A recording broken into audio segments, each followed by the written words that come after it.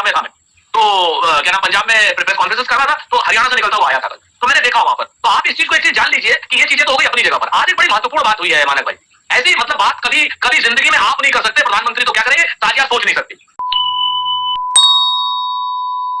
आज प्रधानमंत्री जी कह रहे कि साहब विपक्ष मुजरा भी कर ले तो भी मैं आरक्षण के साथ खड़ा हूं, और विपक्ष अपने वोटों के सामने मुजरा करे। तो क्या मैं प्रधानमंत्री से पूछ सकता हूं कि प्रधानमंत्री जी आप जब से राजनीति में हो, या आपके पुरखे अटल बिहारी जी, लाल गढ़वाली जी, क्या अपने वोटों के अरे बाप रे, ये तो धोती खोल रहा है, सामने मुजरा करते थे? क्या कौन सी भाषा है? आप अपनी बात कहो, आप हमको मुजरे वाला कह रहे हो, आप आपको मुजरे वाला या इससे भी कोई नीच शब्द कहे तो आपको अच्छा लगेगा? भाई चुनाव लड़ो, मुद्दों पे चुनाव लड़ो। कभी आप भैंस पे चुनाव लड़ते हो, कभी आप मंगलसूत्र जैसे पे चुनाव लड़ते हो, दो भैंस पे से एक भैंस चोरी कर लेंगे, कभी कहते हैं मंगलसूत्र चुरा लेंगे, कभी कह रहे हैं विपक्ष मुजरा कर लेगा। अरे भाई मुजरा आप करो, काका तैयार करो, पैर में कहा दो घुंघरू, पैसर पे कहा दो घुंघरू। प्रधानमंत्री जी भाषा में बहुत आती है, लेकिन हम आपकी तरीके से गिरेंगे नहीं। मुद्दा आप शहजादा कहते हो, हम मानते हैं हमारे यहाँ तो शहजादे, आपको भिखारी की उसमें आपने भीख मांग के खाया होगा, अपने माँ बाप से करो बात। हमने तो अपने बच्चों को शहजादों की तरीके से आप भी वही कर रहे हैं, आप भी वही कर रहे हैं, आप कह रहे हैं प्रधानमंत्री गलत कर रहे हैं, फिर आप भी वही कर रहे हैं। नहीं नहीं सुनो ना, मैं वही प्रधानमंत्री को जवाब नहीं देना है। आप बताओ हमको शहजादा बार बार कैसे? हम तो कहते हैं हाँ हम है शहजादे, हमारे राहुल जी है शहजादे, अखिलेश जी है शहजादे, हमारे तेजस्वी जी है शहजादे। उन्होंने उनके माँ बाप ने उनको शहजादों की तरीके से पाला। अब आपको अगर दूसरे तरीके से पाला हो तो अपने माँ बाप से शिकायत करो ना। तो वो तो उसमें गर्व करते हैं, वो तो उसमें गर्व करते हैं, वो ये कहते हैं ये परिवारवादी है, इनका पालन पालन शहजादे की तरह हुआ, और आज भी शहजादे की तरह राजनीति करते हैं परिवारवादी। वो तो मानते हैं कि मैं गरीब परिवार से आया हूँ। मैंने पिछले 22 सालों में, पिछले 30 सालों में प्रधानमंत्री कोई एक दिन बता दे जिस दिन उन्होंने पैदल चला हो, जिस दिन उन्होंने भीख मांगी हो, जिस दिन उन्होंने चाय पी हो, जिस दिन वो हवाई जहाज से नीचे चले हो। बात तो सही है दौड़ना तो पड़ता है। तो जब से वो मुख्यमंत्री है, आप मुझे बताओ 30 साल वाला आदमी जो अडानी के जहाज से नीचे नहीं उतरता, 30 साल से वो आदमी अडानी के जहाज से नीचे नहीं उतर रहा है, और अपने आप को भिखारी कहता है कि साजिया के जो नेता है वो मुजरा करते हैं जनता के सामने, और वो मुजरा करें भाई हम लोग भी पैसे लुटा देंगे। आप जातीय जनगणना की बात नहीं करते, जातीय जनगणना का विरोध करते और कहते हैं पिछड़ों के आरक्षण के पक्ष में खड़ा हूं। आप जैसे दो मुहे आदमी, दोगला नहीं कहूंगा, दो मुहे आदमी तो दुनिया में कहीं नहीं पाए जाते। सही पकड़े हैं। दूसरी बात, तेजस्वी की बात आपने की, जो स्कैम जिस वक्त की आप बात कर रहे हो रेलवे का, जो कथित रूप से है साजिया जी, उस वक्त तेजस्वी की उम्र 8 साल की थी। अगर आप 8 साल की उम्र में, और आज 2012 में आपने किया, 2014 में, 2017 में, 2019 में, 20 में, तेजस्वी के नाम पर आप लगातार कहते रहे तेजस्वी। मैं आपको बताता हूं, मैं आपके बीच में नहीं बोला, मैं व्यक्तिगत टिप्पणी भी नहीं करूंगा। मैं आपको मैं फिर से कहता हूं कि तेजस्वी यादव जी के लिए 2012 से शुरू है ये लोग 2024 तक। 8 साल का बच्चा था तेजस्वी जिस वक्त लालू प्रसाद की रेल मंत्री। आप मुझे ये बता दो कि जो बच्चा 8 साल का हो वो कैसे किसी के स्कैम में होगा? ये आदमी तो अंधे से अंधा भी जानता है, और जिस आदमी का IQ 0 है वो भी जानता है प्रधानमंत्री जी का IQ क्या 0 से भी कम है। और जातीय जनगणना की आप बात कर रहे हैं, जातीय जनगणना का विरोध करके आप इतना देर भाई सुरेंद्र भाई बोले, आप सोचिए जब 8 साल के थे तो आप बताइए आज के तौर पर जो भी उससे पैसा लिया गया है, और जो नौकरियां के एवज में जो पट्टे दिए गए हैं उसको लेकर जो ट्रेनर बनी है और जो फार्म हाउसेस है वो तेजस्वी के नाम क्यों है, उनकी बहन के नाम क्यों है? देखिए कितनी जमीनें दी गई हैं, अटेस्टेड इनकम का मामला है, पैसा कहां से आया उसके बाद तफ्तीश चल रही है, और उसके सुरेंद्र भाई आप देखिए क्या इल्जाम है, इल्जाम लालू प्रसाद यादव पे है, रेलवे रिक्रूटमेंट के वक्त भर्तियां की गई थी, लेकिन कहां पे वो पैसा, वो जमीनें किसके नाम पर है? तो सोचिए क्या सोच है कि चाहे गाय हो चाहे भैंस हो उसका चारा भी चुराएंगे, और जो बेरोजगार है उससे भी छीनेंगे। गिरफ्तार क्यों हुए, कोई कह रहा है गिरफ्तार नहीं हुए, वो कह रहा है बेल नहीं दी गई, वो कह रहा है बेल क्यों दी गई। बहुत ही अजीबोगरीब दुश्वारियां हैं विपक्ष की, क्योंकि 3 विपक्ष के नेता हैं, मैं अकेले हूं। मुझे लगता है आपको मुझे बराबर देना चाहिए था, लेकिन खैर कोई बात नहीं।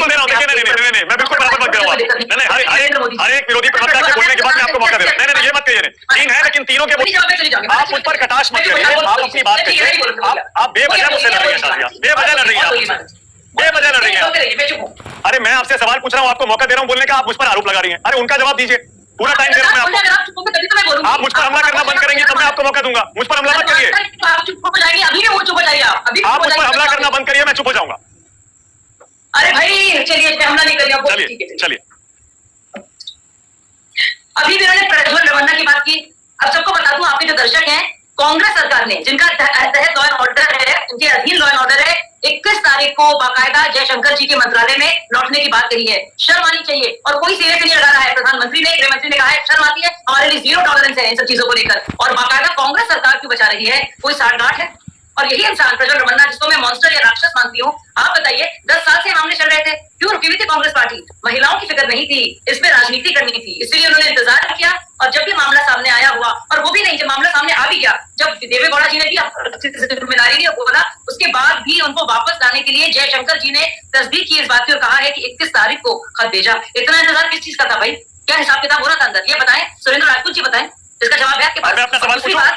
दूसरी बात, मैडम बहुत बात कर रही थी आरजेडी की और शहजादों की, तो आप बताइए कि परिवारवाद क्या नहीं है? चाहे वो आरजेडी हो, चाहे भाई साहब की कांग्रेस पार्टी हो, अब क्या मानेंगे इस बात को? क्या कुछ भी हो जाए, सारे 3 शहजादों की आपने बात की, आप बताइए क्या मुकाबला है? मुकाबला है, चाहे हमारे प्रधानमंत्री हो या फिर नीतीश जी हो, उनके परिवार को देखते हैं आप आसपास बिहार में, आप प्रधानमंत्री जी को देखते हैं जो कहते हैं कि मेरा वारिस पूरी देश की जनता है। मैं सवाल पूछ रहा हूँ शाजिया, अब मेरा नंबर है। मेरा सवाल ये था जो एजा ने बात उठाई, अगर वाकई इतने सारे सबूत थे, तेजस्वी यादव को इतने सालों में क्यों गिरफ्तार नहीं किया? चुनाव में छठे चरण में आकर फिर से गुफा छोड़ दिया, जेल जाएंगे।